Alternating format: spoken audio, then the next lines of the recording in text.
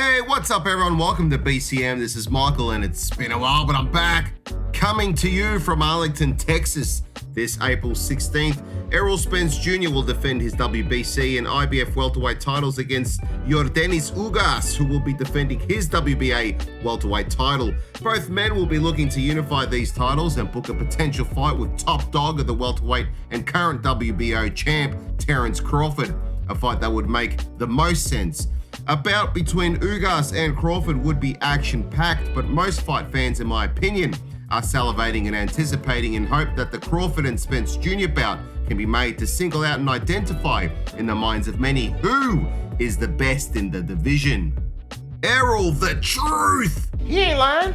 Spence Jr. already proved doubters wrong after making a full recovery and then going on to beat a dangerous Danny Garcia in his first fight back and a WBC and IBF title defense since his horrific car accident in 2019. Spence outpointed and outworked Garcia to win by unanimous decision. His upcoming fight with Ugas will be Spence's first fight since the Garcia bout, but he has kept himself busy training and looks sharp and focused. Despite the prospect of a unified bout with Crawford should Spence get through Ugas, Spence is not allowing that potential fight to distract him from the task at hand, and any back and forth on social media between Crawford and Spence is all par for the course and just hype building, which can never be a bad thing if you want an audience to watch the fight if it happens. In a division that boasts a decent talent pool, fighters like Jaron Ennis, Virgil Ortiz Jr. and Conor Benn, who are exciting and have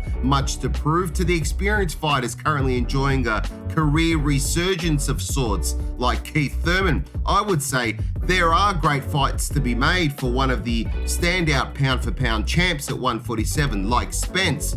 Displaying a vast array of styles, Spence can seemingly do it all. He can box or brawl depending on what the fight calls for. His versatility and durability is a throwback to the classic fighters, and I've said this before, even his name, named after his father, sounds old school. A record of 27-0 with 21 of those coming by KO. Spence also has a respectable resume where he has had to employ that versatility against all sorts of styles. At 32 years of age, he doesn't seem to be in a rush, but for many, a fight with Crawford would definitely cement his legacy as pound for pound one of the greats should they make that matchup before either fighter's careers winds down.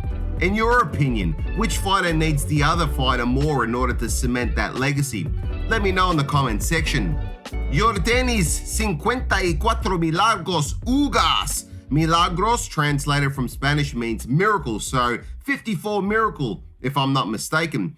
Certainly pulled off a miracle against Manny Pacquiao after taking the fight as a replacement for Errol Spence Jr. when he pulled out due to an injury. The fight was billed as the legend versus the Olympian, and to the surprise of many, it was the Olympian that would take out the victory by unanimous decision and retained his WBA title. Before the Pac-Man fight, Ugas' resume wasn't exactly steeped in world-class competition except for maybe Sean Porter, a close fight that Ugas lost by split decision, and other quality fighters like Omar Figueroa Jr., whom Ugas beat by unanimous decision.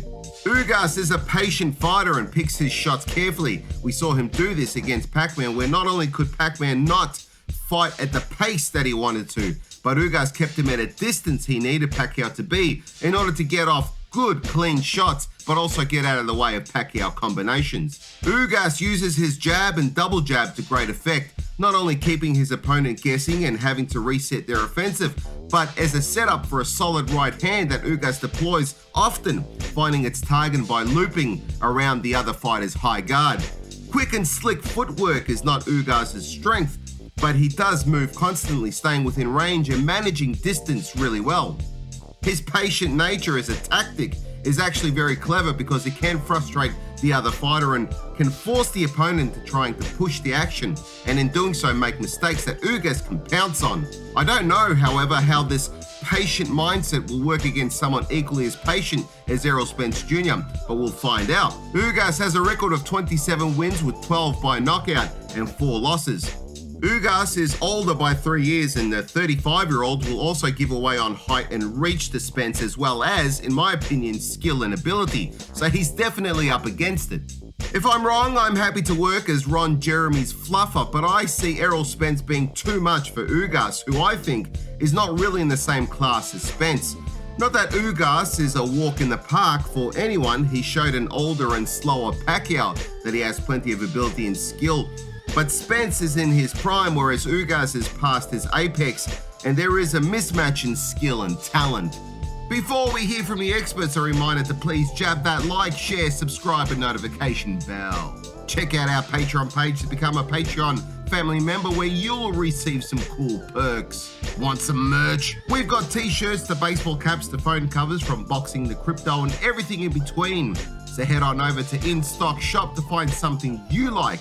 You can find a link below. Life is a fight outside the ring, and I've certainly gone a few rounds. From substance abuse to depression to street fights and trouble with the law, my life has seen a lot of darkness, but I've turned my life around, and my experiences might help you to do the same if you are or have dealt with similar hardships. It's all documented in my book, How to Get Out of Life Traps, and it's available on Amazon. Just follow the link below.